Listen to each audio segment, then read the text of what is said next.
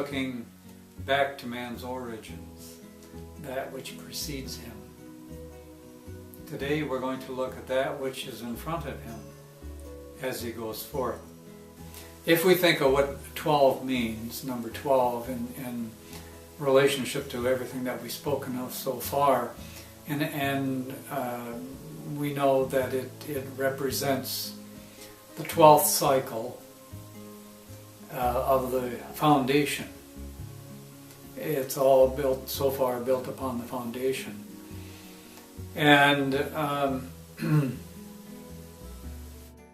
then we introduced something on number 10, which was complete, in which we spoke about the soul that came out of the foundation.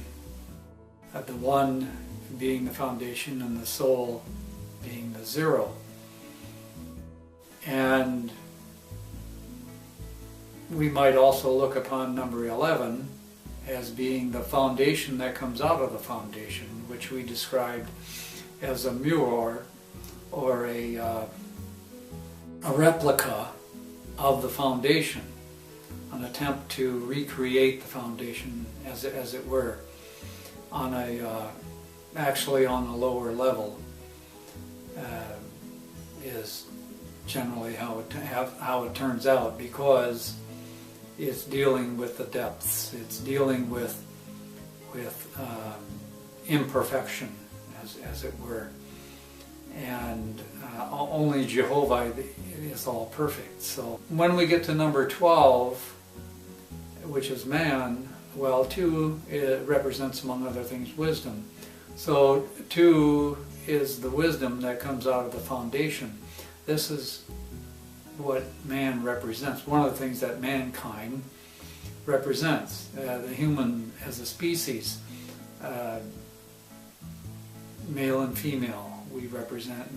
Man represents the wisdom that comes out of the foundation, the abstraction that comes out of the foundation, the objectivity that comes out of the foundation. Man attempts a synthesis of the foundation, and the synthesis, which we described earlier, being the third condition or the third cycle, has to do with the bringing the focus to bringing together into a union, into common ground, so to speak. If we look at the number that follows man, which is 13, 13 represents then the synthesis that comes out of the foundation, and that's what is in front of man. That is what man moves toward. How successful he is with that, or unsuccessful, will depend upon the choices that he or she makes, and mankind makes. In Tabla Samoy, number 13 is the Uga, the test. The Uga. And as they would say in the old language, in the Panic language. And this is essentially means the test. It's a time of test because of the imperfections. But the closer that one gets to Jehovah and His creation, and then these tests actually occur in regions of one's interest, in the arena of one's interest, in the range of one's interest, in the domain of one's interests. So that, for example, if one loves mathematics, then the tests that he's going to have presented to him are going to be mathematical tests. But that's his joy, you see, to do mathematical challenges and to take up these challenges. Or for an artist, to capture the essence of something and to convey that essence. Or if they're an architect, to how do you get the right enclosure to enhance that which is to be done there, and so forth. And so the closer one gets to Jehovah, the more one's tests occur within that domain, within that range, within that joy, within the affinities within that person that that person enjoys doing. But the further he is from Jehovah, he or she is from Jehovah, in other words, to the extent that they nurture self and magnify that, to the extent then that has to be dealt with first. And so the tests will come in the form of rising beyond the beast, learning to rise beyond the beast. So, for example, you may dislike doing a certain thing, and yet it always keeps cropping up in your life. And one of the reasons that it's going to keep cropping up in your life is because you have to learn to deal with it effectively. And effectively means in the ways of Jehovah, in the ways of Jehovah's direct inspiration to you, because you're the one who has to interpret Jehovah by the spark of His light that He gave within you, and you can judge, and you'll be judging yourself. Ultimately, we all judge ourselves as to where we are in relationship to what we should be doing. In many ways, then, 13 has to do with what should we be doing. What's the labor that we should be pursuing, that we would love to pursue, and if I'm not there, how do I get there? When you look at in the Tablet of Samoin, you'll see the cross, the so-called evil cross, but the cross of extremes, where it drifted from the upright to the corner cross, and which we saw in number 7. But it also represents, as we mentioned, fullness and all that number 7 does, and collapse. Man is lashed to that. Well, all people are lashed to that. They're bound. What that is that we're bound. We're bound by our ideals and how we go forth in our ideals. Because recall, number 6 was Hoi, which expressed the ideals, the ideal. And what is the ideal, and what is the ideal, and what's the practical ideal, and so forth. And it wasn't just the ideal, but where we fall short, it can become poison. But anyway, man takes this ideal and he goes with it, and he runs with it, he goes with it, and he takes it to its fulfillment or to its extreme in order to experience all that. And as we mentioned, even if man doesn't actively take it forward to the extreme, it can drift. It will drift. Jehovah's creation has this sort of as a drift to it, sort of an unwinding, as it were. The feminine aspect of the creation, the relaxation and the flowing with the flow, rather than creating the flow oneself, which is more the going forth, the male aspect, which again everybody has, whether male or female. We have both the going forth within us, and the receptivity, the nurturing within us as well. So when we look at 13, number 13, which is the test, is, we see that there's a person that's lashed to the extremes. And they're lashed to those ideals that were taken to their fullness, to the nth degree, so to speak.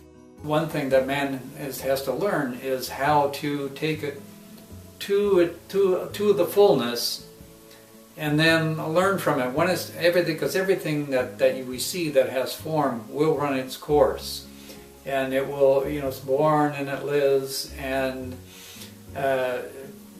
matures.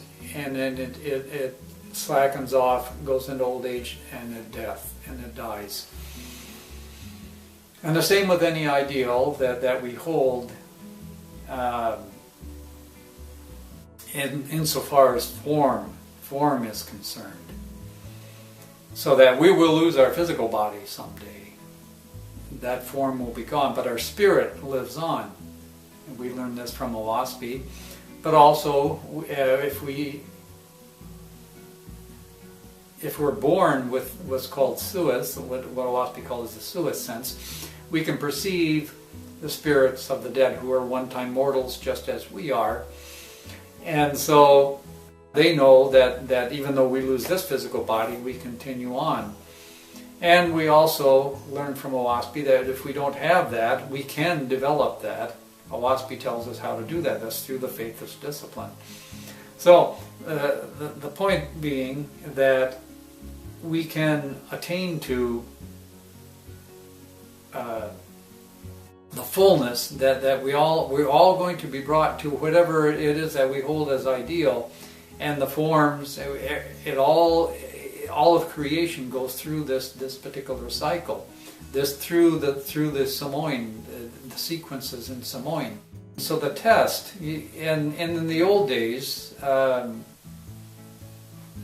they would bind the prophet, the person who was supposed to be the prophet.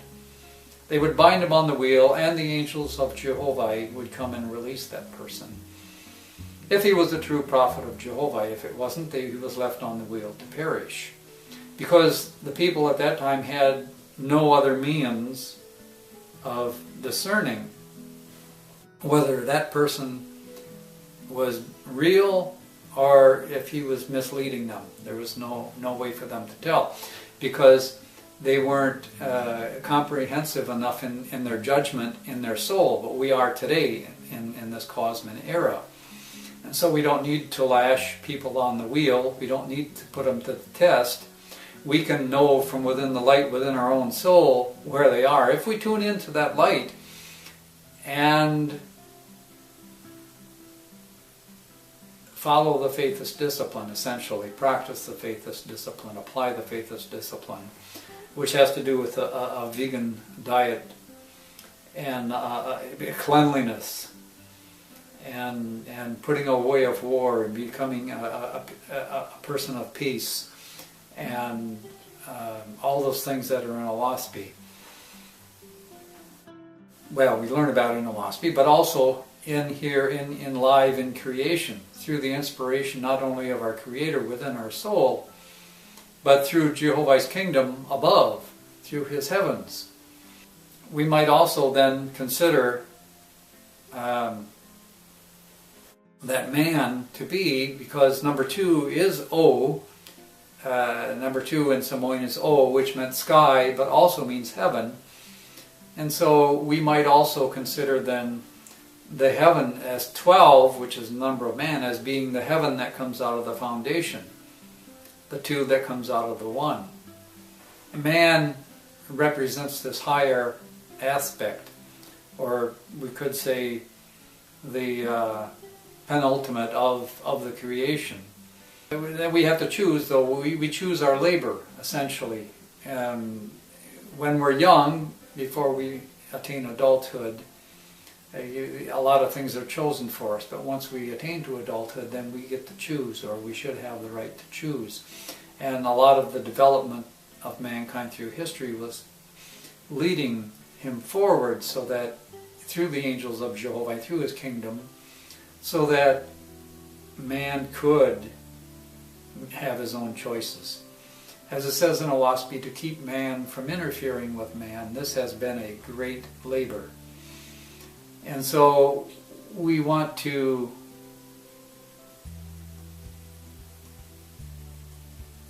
go forward, choose our way forward. How do we go forward? What's the highest, best way to go forward? And so the prophet, as mentioned, was lashed to this wheel, and the angels would let him go. Well, why would the angels let him go? Well, in the old days it was because he indeed was a true prophet of Jehovah, but everyone essentially has to understand, or should understand, now can understand, that they themselves are also lashed on that wheel. That wheel is that which we're bound to. It represents that which we have chosen as the ideal and are going forth in, and moving forward to its fullness, to its extreme. This is actually a good thing, because we learn what works and what doesn't work, for one thing, what's real and what isn't real. And what the prophets of Jehovah have proved in the past is that, and Oahspe, and even others like Oahspe, who was not a prophet, the story of Oahspe and Zarathustra, for those who haven't read Oahspe yet or are just starting it, he was lashed to a wheel, and because of his virtues, Jehovah released him from a lot of that, from the agony. He didn't really feel any pain, even though he was hanging for days with no food or water. Through examples like that, we're led to understand, we can perceive that virtue can release us from that wheel. Now we say can release us and will release because it has to be true virtue. It can't be, you can't fake out the Creator. I mean, the Creator knows whether you're faking it or not. Whether you're like it says in Oahspe, a man of promise. Oh, Jehovah, you get me out of this, and I promise I'll do that. And as soon as the angels come in Jehovah's name and they release him from whatever it was, the trials that they were undergoing, and then the man forgets all about his promises or her promises, and is back to business as usual. And it's not that the angels of Jehovah don't know this beforehand, but they tend to give people at times a lot of leeway to learn, to grow, because they're not doing us any favors if they're doing something for self, because self is the opposite of, recall what we talked about earlier in our earlier video about how it's the shadow or the reflex of the real thing. So it's not the real thing, and it can never be the real thing, and it can never reach as high as the real thing, and it's going to fall short of the real thing. And so that's why it's important for man to choose, first of all, to find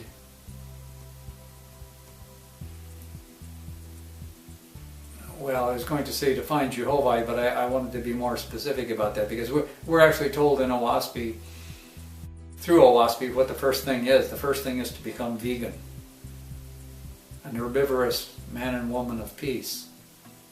And that's like the first step. And the first step, we're also told in Oahspe, is cleanliness. And so we have to start there. It's like if you have a dirty, clogged engine in your automobile, you can do a little bit of fiddling around with the carburetor or whatever and make it maybe run a little bit longer, but you're certainly not going to improve it. You're not going to help it to actually get better, become a better engine, until the engine itself is clean.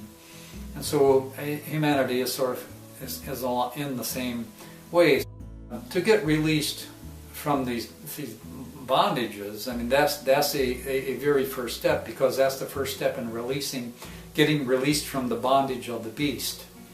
And in particular that animal aspect that everyone has, the animal within them.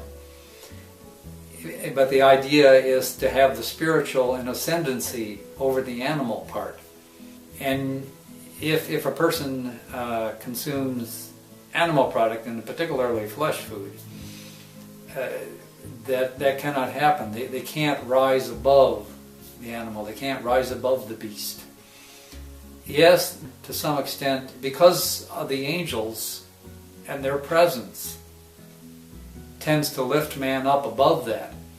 And they will help at times people to rise above the beast in order for them to learn to do it themselves.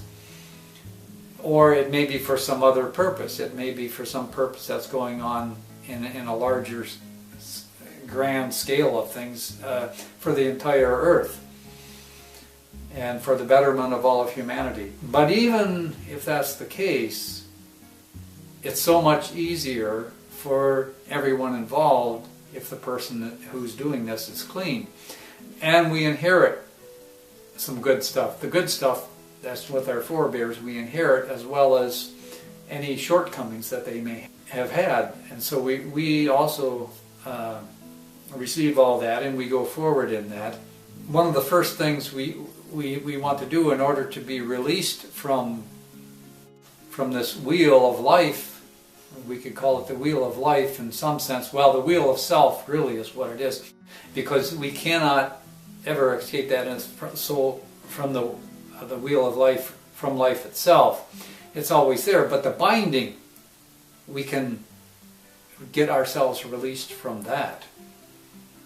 And how do we release ourselves from the bindings? We don't want to get rid of the lessons that are learned by taking an ideal and taking it to its fullness and learning all about it and experiencing that, and then seeing its shortcomings and so forth. We still want to do all that, but what we would like to avoid, if we could, is all the suffering, not being caught up in the collapse of that, in the disparagement and the rending and the distance from Jehovah, because all that is painful.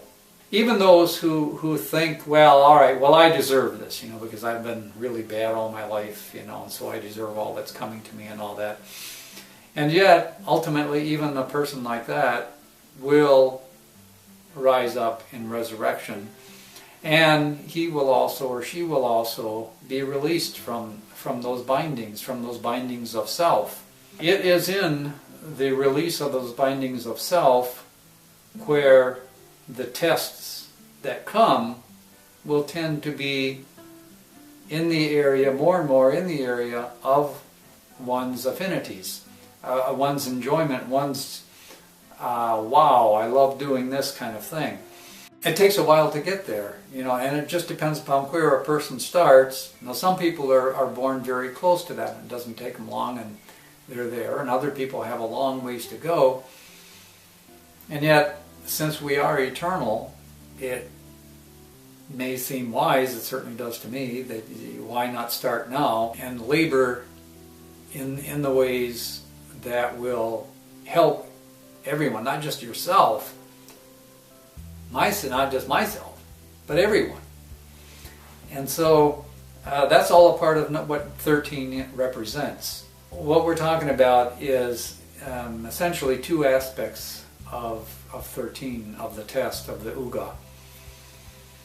And that is the lower and the higher. And now when Samoin was given to man, in the symbols and in the explanations, the angels often had to speak about the lower aspect because man couldn't understand the higher aspect. But he could understand the lower aspect and understand, oh yeah, I understand what that means, all right. I know what test is, and, being bound and caught up in something you can't get out, or you got to. So we've all experienced that, and we all will experience that. That's the lower aspect of 13. The higher aspect of 13, there's also something which is saving grace, you might say, of 13, and that's the word hope, and that's the sense of hope. That's the concept of hope. It's the entity hope. And we say entity because in the old days, early days, man couldn't understand exactly, he couldn't abstract spiritual things very well. He understood corporeal things, especially this was true after the cycle of Osiris, the first and true, who taught man about living a full corporeal life, and everything that they needed to live a full corporeal life was there for man to discover and to labor with. But he did not develop at that time his spiritual, and that was to come later. And so immediately the next Danhe cycle following Osiris was Zarathustra. It was the all pure, the Aisu, who came, who was born. And that was the time when Fragapati, the Orion chief, came, and he helped prepare man for his spiritual aspect. And Zarathustra was the first Oahspe for man, what we consider to be the race of man, as compared to the short sacred people, the Ihans, the little sacred people who had been the carriers of the light of the Great Spirit and the knowledge of the spiritual things since the beginning. And they were the leaven for the entire race of humanity. And they always had the Oahspes. If there was an Oahspe that would come, it would be the Ihans and all that. But Zarathustra was the first Ihuan, the first Gan, the first man, as we know them, to be an Oahspe and capable of understanding and knowing all these things, even as we're speaking in here today. With this knowledge, with this spiritual understanding that we have, we can look at this higher aspect of hope and know this entity of hope. In order to understand this entity of hope, man was taught during the time of that cycle of Zarathustra that these spiritual concepts were actual entities. And so you had angels, gods and goddesses, who represented each of these different entities that the gods wanted man to learn of. These spiritual realities is what they are. Hope is a spiritual reality. But man needed something concrete to look at, and so he had a personification of hope. Hope is an entity, a personification of that hope. That's how man started out. Later, false gods said, "Oh, well, hey, I'm that person. I'm the Ahura. I'm the Ahura. I'm the happiness. Hura is happiness. I'm the manifestation of happiness," said the false god, Ahura. Satusk was his name, and then he became known as Ahura, and he set himself up as a false god and all that. Well, that was his test. He was bound on that wheel pretty deeply. Anyway, this hope is a reality, a spiritual reality.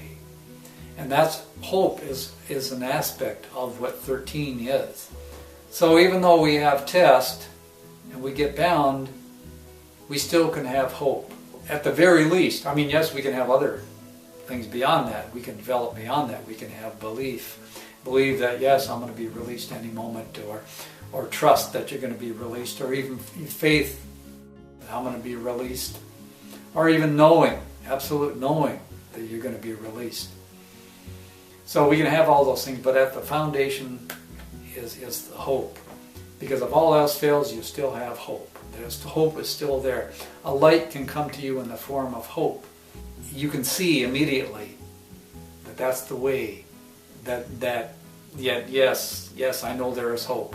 As soon as you see it, you just know it. 13, one of the higher aspects of 13, Uga, the test, is hope.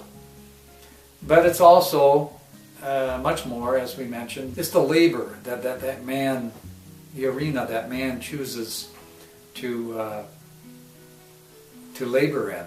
And what is that arena? And if it's in tune with what Jehovah wants, you see, and his kingdom, then it flows out in beauty and glory. It all ends in glory. If we fall away from that, or if we're not, if we're distant from Jehovah, then it's less so and less so, and we have, lesser lights and lower lights, and finally hardly any light at all, and then in the darkness. So there's this range, this continuum, where we could be going forth from and choosing. If we look at man being number 12 and being the foundation, man as the foundation, then his abstraction, his objectivity, comes through the test. Ah, yes, now I can see. I've experienced it with my own life and I can perceive it objectively, and I can see what happened. And so I know, and we spoke about this, and for those of you who are just, for some reason, starting in this video, we spoke about this in previous videos, so about starting someplace as a foundation and then going to the next condition as being the abstraction or objective view of that foundation. So even though man goes through this test is a part of creation. No one can escape it. It's not a matter of escaping, it's a matter of adapting to it. It's a matter of approaching life in a wise way, in a way that improves the situation for everyone. And so if it's just for improving oneself, well, that's called the first resurrection. If Jehovah isn't involved, if he's not acknowledged, then it's the inorganic first resurrection. If you're acknowledging Jehovah, the Almighty, all pure, the ever-present, everywhere present, great spirit of all, person of the universe, of the whole, then you can be what's called the organic, in the organic first resurrection, which means then that you're learning about how to work together. So you're still developing yourself, but you're starting to move together and actually working together in ways that amplify and fructify and perfect Jehovah's creation. You make order out of chaos and make beauty out of that which wasn't before, and so forth. Man has this choice in front of him of how to go forward. It's not just man, it's everything that goes through these 1 through 11, 12, 13, through these cycles. So that, for example, if you're looking at a nation or a social order or a group, and you come to their 13th cycle of anything, well, they're going to get tested. That's going to be a test, a time of test, a time of to see what the metal that they're made of, the hope, see how much hope they have, whatever it is. And it's not that no one's sitting up there dictating, saying, oh, well, they're going to have this now and that now. No, it's the flow of creation. 13 is the 13th cycle of what? Well, it's not the foundation. It's not the 13th of the foundation, because what the foundation is just the foundation. That's one. But what is one the foundation of? One is the foundation of that which is to the left of it. Look at what comes before it. What came before it? Look on the chart of Samoy, and you can see what's off to the left of that on the chart. There's nothing. That's right. It's unseen. The unseen. The foundation, the going forth, is the foundation of the unseen. The O, the second symbol, is the abstraction, the objectivity of the unseen. So it's all built on the unseen. So 13 is the test of the unseen. Certainly, you could have evil people, throwing these things at you during the time of test. And yes, they're amplifying it. They're just going with the signs of the time, and they're amplifying it, perhaps.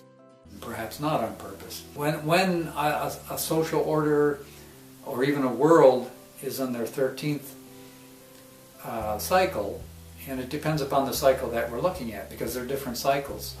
So, for example, we could be looking at a Danhe cycle.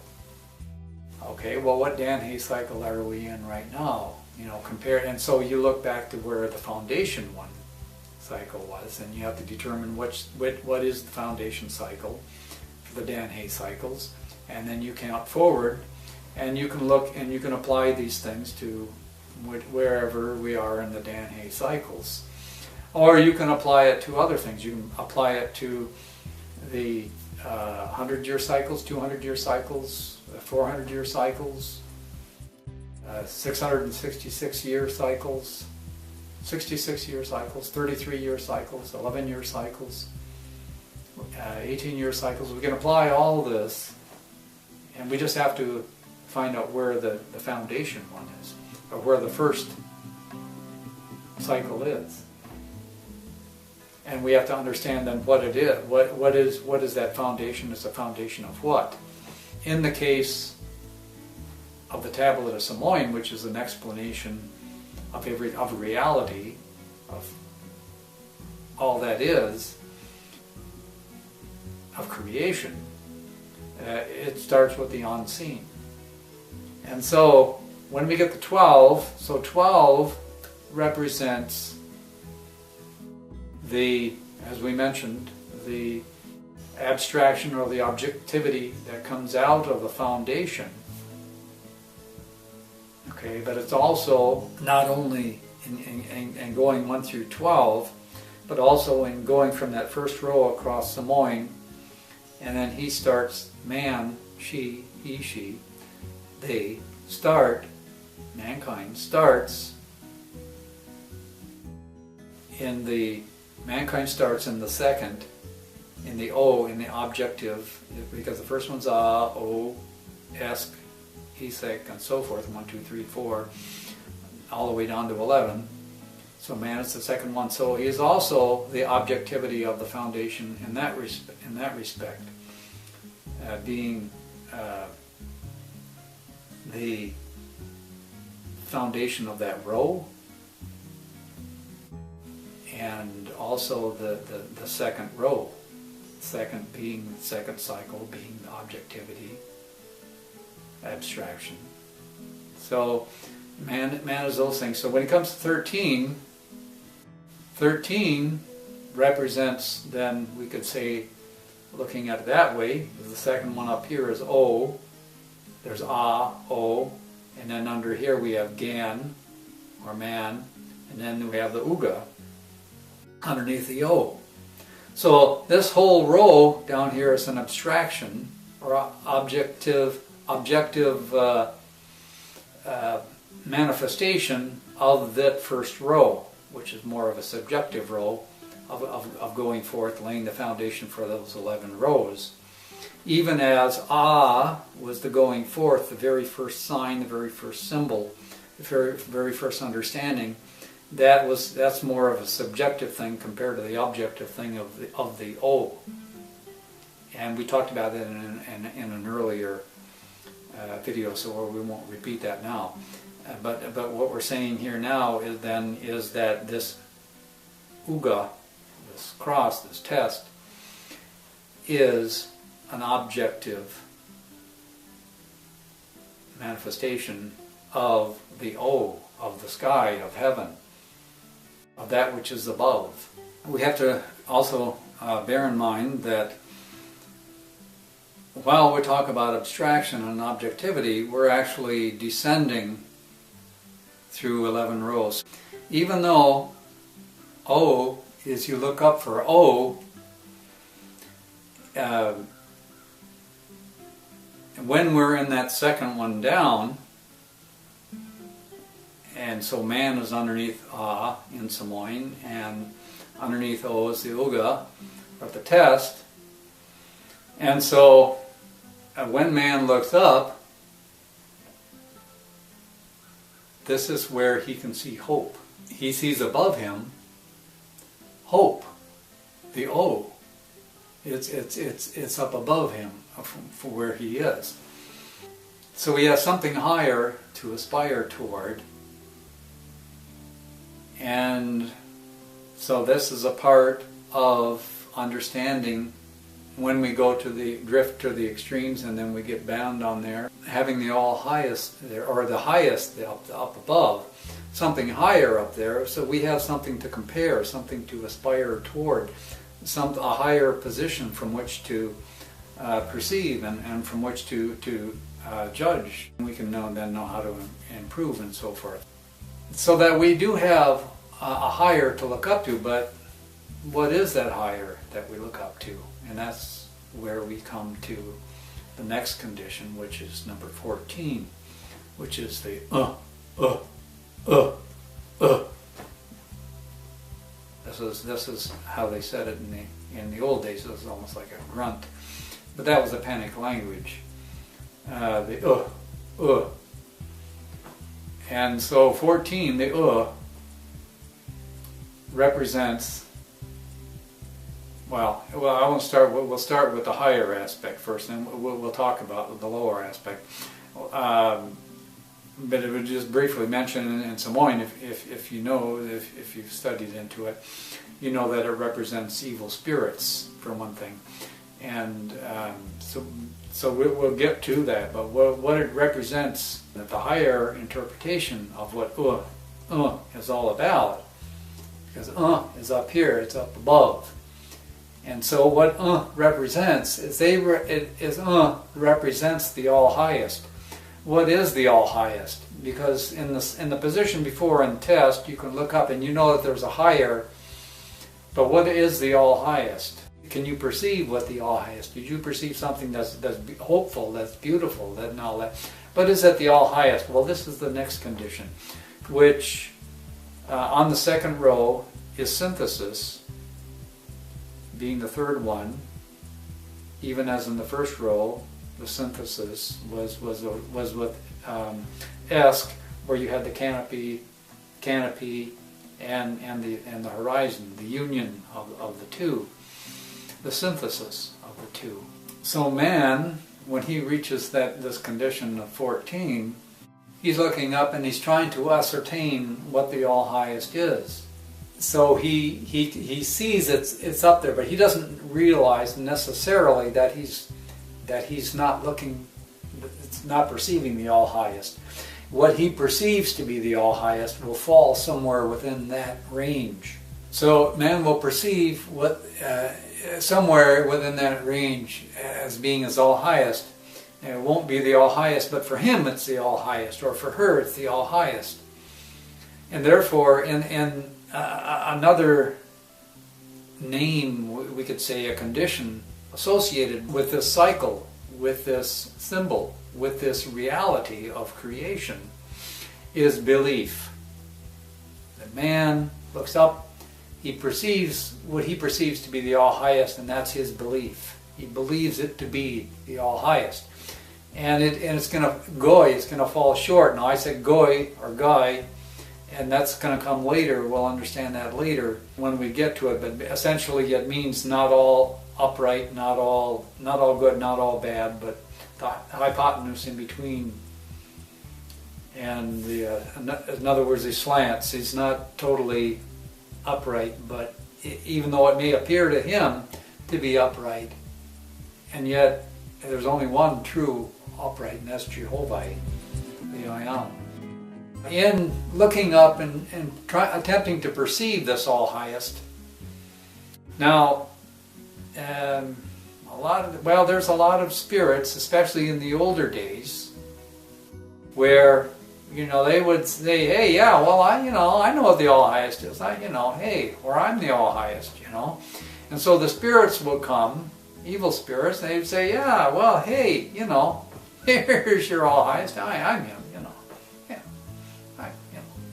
I got my, I'm all here, And the mortal, not being able to perceive very clearly because he's not living in S, and most likely he hasn't developed his suis sufficiently to perceive, or he may not be able to know what the rules of light and darkness and how to tell the difference between the angels that come and manifest. All that stuff's in Oahspe, by the way, to know how to do these things. And so he might become deceived by these designing spirits who have self as their motivation, rather than the Great Spirit as a motivation. And even those who have the Great Spirit for motivation can be misguided as well if they have self within them.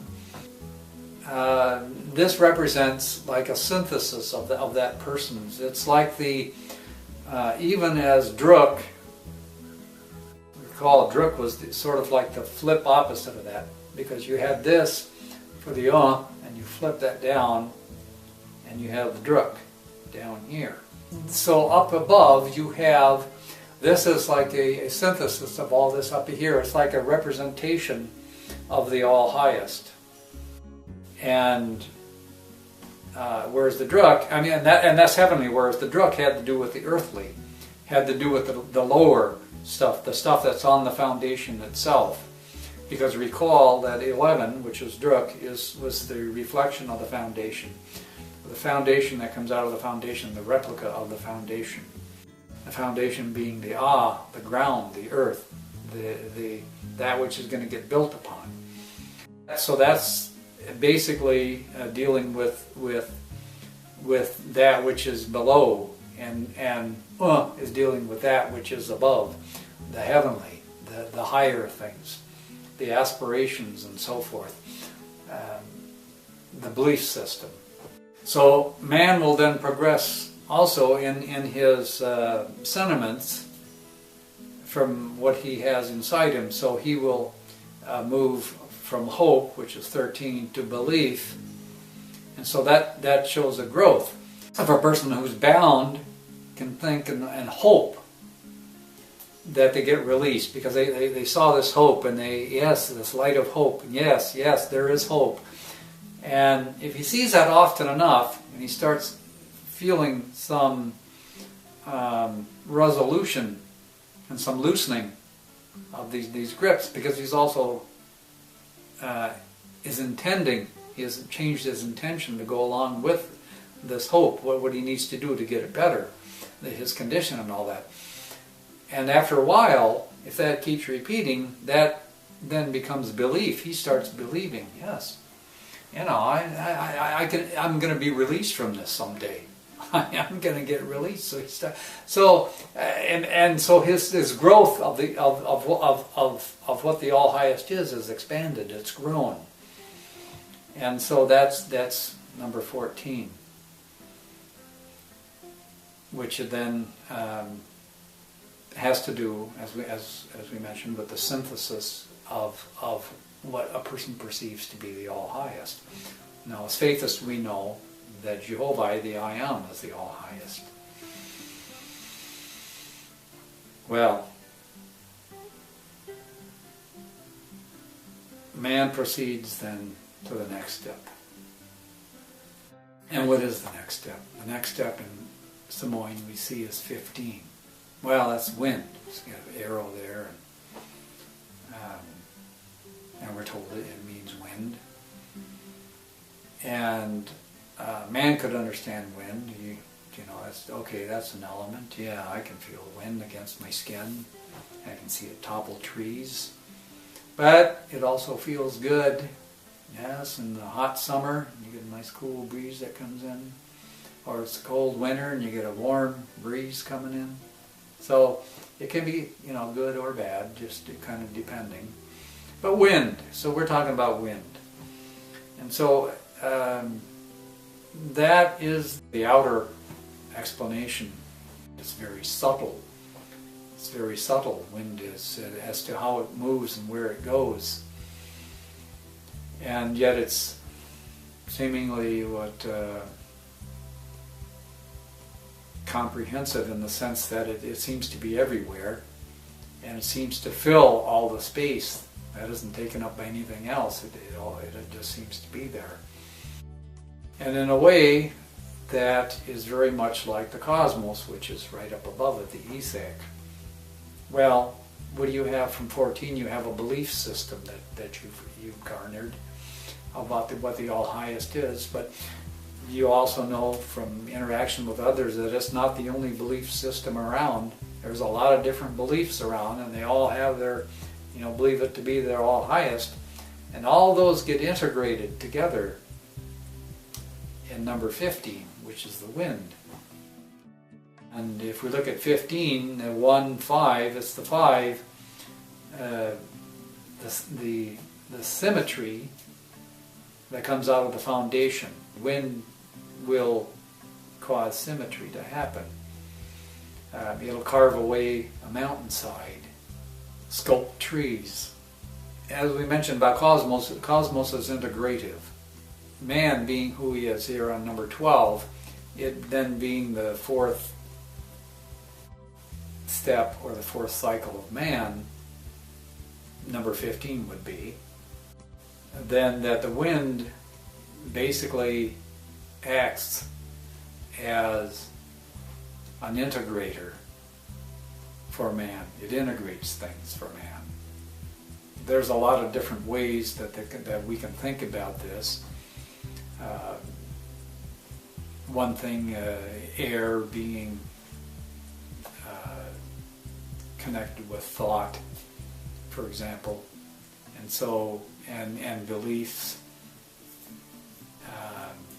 connecting it together logically so that they can all be integrated into a whole, and philosophers attempt to do that.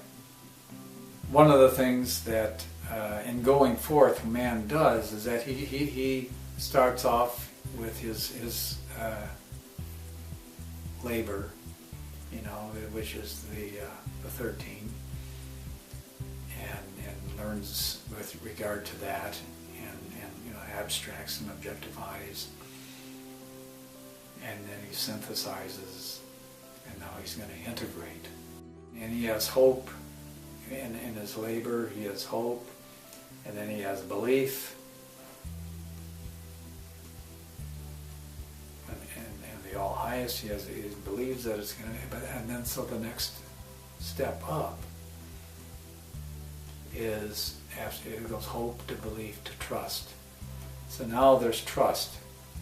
With trust, okay, belief, you can believe something. Yes, I believe this. I mean, it seems to hold. It makes logical sense, and I've seen a number of instances where it's been upheld, my theory, or your theory, or whatever theory, or perception of reality, and been holding up.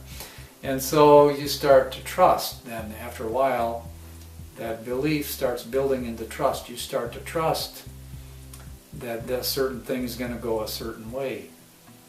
And this is what 15 represents, that the symmetry, essentially, that comes out of the foundation is going to sustain you, essentially, and sustain your beliefs, and sustain your hope, and sustain you. But like in any project, when you get to the fourth stage, the cracks start to appear, and you can see some things that weren't quite there before, and now you're seeing, and they're not quite integrated in the way that you thought or would hope. One can see and learn of one's imperfections, so to speak, in that regard. But also one can see the glories. If one is close to Jehovah and Jehovah's kingdom and moving forward, then the fruits that are being reaped are basically an enhancement of reality, the enhancement of the reapings that one receives. The aim of 15 is toward the ideal, which it will get to eventually. I mean, the ideal is going to come up again, but first it has to, we have to work out the symmetry, because while 15 is the symmetry that comes out of the foundation and it's underneath the cosmos, which is step 4, the fifth one, which is Ieo, which has to do with the inner foundation. The fifth step here is number 16, which is the Otia in Samoan, which is water. And what does that mean? What does water mean? Well, we know what water is. Water can soothe, it nurtures, it washes clean.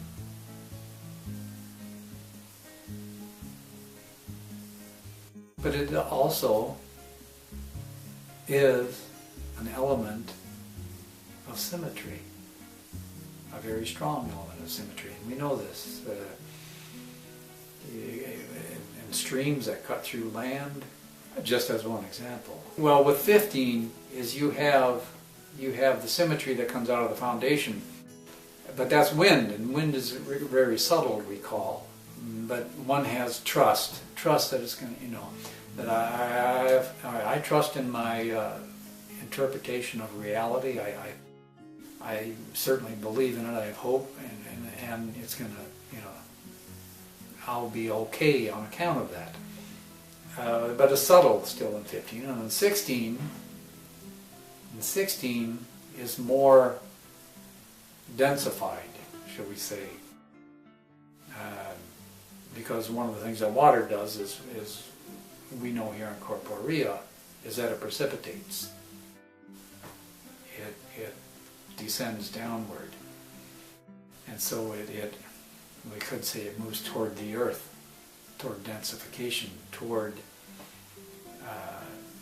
that which is lower, towards the foundation, we could even say. Number 16, which is Iotia, which represents water. Well, it's the ideal, or the music, the flow that comes out of the foundation. That's what 16, one of the things that 16 represents. And it's moving toward, the same as towards fullness. It's movement toward an extreme, as it were. Although we need to understand that extremes are not necessarily bad, extremes can be good. You can have certainly bad extremes, but you can have good extremes too. Being good all the time, that's an extreme compared to, well, at this time, unfortunately, and perhaps the bulk of humanity, we can be extremely good, and that's good. And you might think, well, no, it's not good, because if you're extremely good, people come and rip you off and all that stuff. Well, it depends upon where your faith is, isn't it? And what your foundation is. And so one of the things that 16 represents is faith. We started with man. Man did his labor, got hope, built belief, trust, and now something deeper yet, faith, more substantial. Faith in doing the right thing, and knowing that one is doing the right thing, that good will come of it, that it's the right thing to do, and that the harvest that comes from that will be a good harvest, ultimately, because it's for the Creator.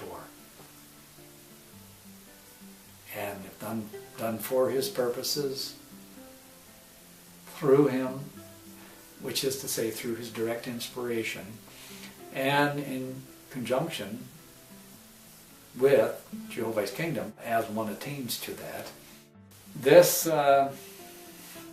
then represents, in a sense, because of 16 being the fifth, this represents the inner foundation for man. Faith. The water is a symbol, a representative of this. It's more than just a symbol, a representative. It's an essence of that. The water is very potent. There's other things that go with 16. What 16 actually has going for it then is it's a regenerative, it has this regenerative effect, and it regenerates the sustaining of the good that's in creation.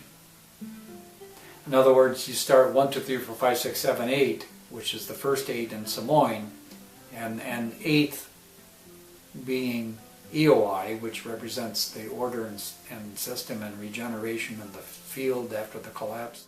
And then you have the next set of 8, which is 9, 10, 11, 12, 13, 14, 15, 16, and 9 being